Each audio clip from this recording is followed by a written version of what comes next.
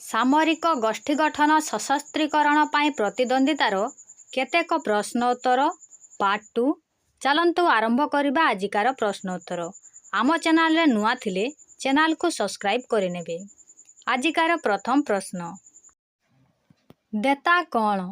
ଏହାର ଉତ୍ତର, ଦେତା ହେଉଛି ଶୀତଳ ଯୁଦ୍ଧ ସମୟରେ ଦୁଇ ମହାଶକ୍ତିଙ୍କ ମଧ୍ୟରେ ଥିବା ତିକ୍ତତା କମାଇବା ପାଇଁ ଏକ ପ୍ରକ୍ରିୟା। 1969 ମସିହାରୁ 1978 ମସିହା ମଧ୍ୟରେ ଦୁଇ ମହାଶକ୍ତିଙ୍କର ଆଶଙ୍କା ହୋଇଥିଲା ଯେ ସେମାନଙ୍କ ମଧ୍ୟରେ ଚାଲିଥିବା କ୍ରମାଗତ ଉତ୍ତେଜନା ଆଣବିକ ଯୁଦ୍ଧରେ ରୂପାନ୍ତରିତ ହୋଇ ସମଗ୍ର ପୃଥିବୀକୁ ଧ୍ୱଂସାଭିମୁଖ କରିଦେବ। ଏହି ଆଶଙ୍କା ସେମାନଙ୍କୁ ଶାନ୍ତିପୂର୍ଣ୍ଣ ସହାବସ୍ଥାନ ନିମନ୍ତେ ପ୍ରେରଣା ଯୋଗାଇଥିଲା। ଫଳରେ ଏହି ସମୟ ମଧ୍ୟରେ ଦୁଇ ମହାଶକ୍ତିଙ୍କ ମଧ୍ୟରେ ଉତ୍ତେଜନା ହ୍ରାସ ପାଇଲା ଏବଂ ଶୀତଳ ଯୁଦ୍ଧ ଏକ ନୂତନ ରୂପ ନେଇ ଦେତା ନାମରେ ପରିଚିତ ହେଲା। ପରବର୍ତ୍ତୀ ପ୍ରଶ୍ନ, ଇରାନ ବିଦ୍ରୋହ କେବେ ହୋଇଥିଲା? ଏହାର ଉତ୍ତର, 1979 ମସିହା ଫେବୃଆରୀ 11 ତାରିଖରେ ଇରାନ ବିଦ୍ରୋହ ହୋଇଥିଲା। ଏହାର ପରବର୍ତ୍ତୀ ପ୍ରଶ୍ନ, ନୂତନ ଶୀତଳ ଯୁଦ୍ଧ କ'ଣ? ଏହାର ଉତ୍ତର, ନୂତନ ଶୀତଳ ଯୁଦ୍ଧ ହେଉଛି 1979 ମସିହାରେ ଆମେରିକା ଏବଂ ସୋଭିଏତ ସଂଘ ମଧ୍ୟରେ ପୁଣି ଥରେ ଆରମ୍ଭ ହୋଇଥିବା ତୀବ୍ର ଶତ୍ରୁତା ଓ ଅସ୍ତ୍ରଶସ୍ତ୍ର ପ୍ରତିଯୋଗିତାର ସମୟ। ଆଫଗାନିସ୍ତାନରେ ରୁଷିଆର ସାମରିକ ହସ୍ତକ୍ଷେପ ଆଦି ଘଟଣା ଯୋଗୁଁ ଦୁଇ ମହାଶକ୍ତି ମଧ୍ୟରେ ପୁରୁଣା ଉତ୍ତେଜନାର ପରିପ୍ରକାଶ ଘଟିଥିଲା। ଫଳରେ 1979 ମସିହାରେ ଦେତାର ସହସା ଅବସ୍ଥାନ ଘଟିଲା ଏବଂ ଏକ ନୂତନ ଶୀତଳ ଯୁଦ୍ଧର ସୂତ୍ରପାତ ହେଲା। ପୁରାତନ ଶୀତଳ ଯୁଦ୍ଧ ଏବଂ ନୂତନ ଶୀତଳ ଯୁଦ୍ଧ ମଧ୍ୟରେ କେତେକ ତାରତମ୍ୟ ଥିଲା। ନୂତନ ଶୀତଳ ଯୁଦ୍ଧରେ ଉଭୟ ପକ୍ଷର ସହଯୋଗୀ ରାଷ୍ଟ୍ରମାନେ ସକ୍ରିୟ ଭାବରେ ଜଡ଼ିତ ହୋଇ ନଥିଲେ। ମୁଖ୍ୟତଃ ଦୁଇ ମହାଶକ୍ତିଙ୍କ ମଧ୍ୟରେ ଉତ୍ତେଜନା ଓ ଦ୍ୱନ୍ଦ୍ୱ ପରିପ୍ରକାଶ ପାଇଥିଲା ଏବଂ ପରମାଣୁ ଅସ୍ତ୍ର ପ୍ରତିଯୋଗିତା ଆରମ୍ଭ ହୋଇଥିଲା। ଉଭୟ ଦେଶ ପାରମ୍ପରିକ ଅସ୍ତ୍ରଶସ୍ତ୍ରରେ ଅଧିକ ଦକ୍ଷତା ହାସଲ କରିବାକୁ ଚେଷ୍ଟା କରିଥିଲେ। ପୁରାତନ ଶୀତଳ ଯୁଦ୍ଧ ଅପେକ୍ଷା ନୂତନ ଶୀତଳ ଯୁଦ୍ଧ ଅଧିକ ଭୟଙ୍କର ମନେ ହୋଇଥିଲା।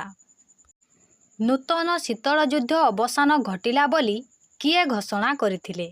ଏହାର ଉତ୍ତର, ନୂତନ ଶୀତଳ ଯୁଦ୍ଧ ଅବସାନ ଘଟିଲା ବୋଲି ଆମେରିକାର ରାଷ୍ଟ୍ରପତି ଜର୍ଜ ବୁଶ ଏବଂ କେନ୍ଦ୍ର ରୁଷ ମଣ୍ଡଳର ରାଷ୍ଟ୍ରପତି ବୋରିସ ୟେଲତ୍ସିନ୍ ମିଳିତ ଭାବେ ଘୋଷଣା କରିଥିଲେ। ପରବର୍ତ୍ତୀ ପ୍ରଶ୍ନ, ଏଲ ସାଲଭାଡୋର କ'ଣ ଏବଂ ଏହା କେଉଁଠାରେ ଅବସ୍ଥିତ? ଏହାର ଉତ୍ତର, ଏଲ ସାଲଭାଡୋର ହେଉଛି ମଧ୍ୟ ଆମେରିକା ବା ସେଣ୍ଟ୍ରାଲ ଆମେରିକା ମହାଦେଶରେ ଅବସ୍ଥିତ ଏକ ଛୋଟ ଏବଂ ସାର୍ବଭୌମ ଦେଶ। ପରବର୍ତ୍ତୀ ପ୍ରଶ୍ନ, ଏଲ ସାଲଭାଡୋର ରାଜଧାନୀର ନାମ କ'ଣ?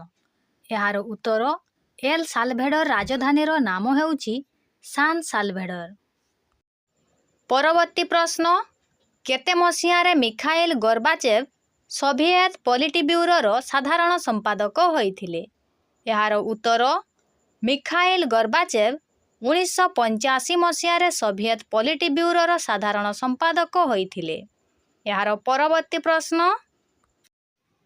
କେତେ ମସିହାରେ ସୋଭିଏତ ସଂଘର ବିଲୟ ଘଟି ସ୍ୱାଧୀନ ରାଷ୍ଟ୍ରମାନଙ୍କର ରାଷ୍ଟ୍ରମଣ୍ଡଳ ଗଠିତ ହୋଇଥିଲା?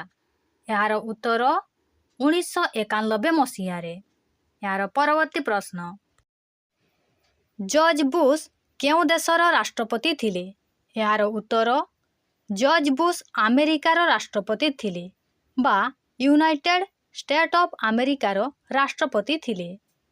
1991 ମସିହାରେ ସୋଭିଏତ ସଂଘ ଭାଙ୍ଗିବା ସମୟରେ ସେ ଆମେରିକାର ରାଷ୍ଟ୍ରପତି ଥିଲେ। ବୋରିସ ୟେଲତ୍ସିନ୍ କାହାର ରାଷ୍ଟ୍ରପତି ଥିଲେ?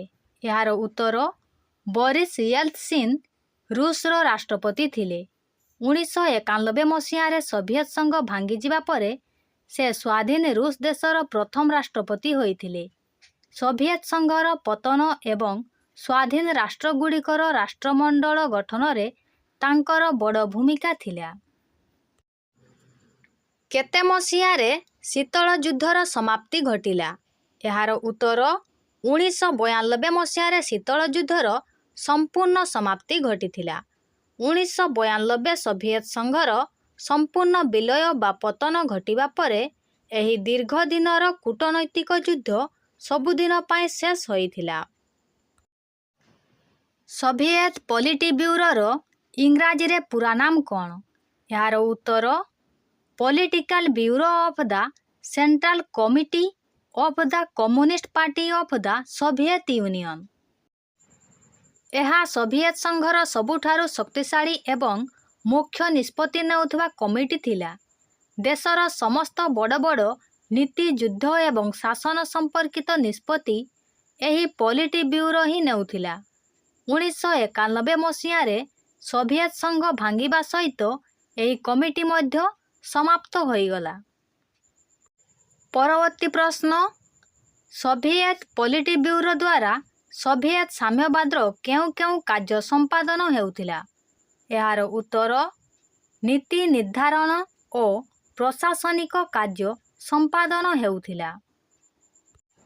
ଆମ ଚ୍ୟାନେଲକୁ ଲାଇକ୍, ସେୟାର, କମେଣ୍ଟ ଏବଂ ସବସ୍କ୍ରାଇବ୍ କରିନେବେ।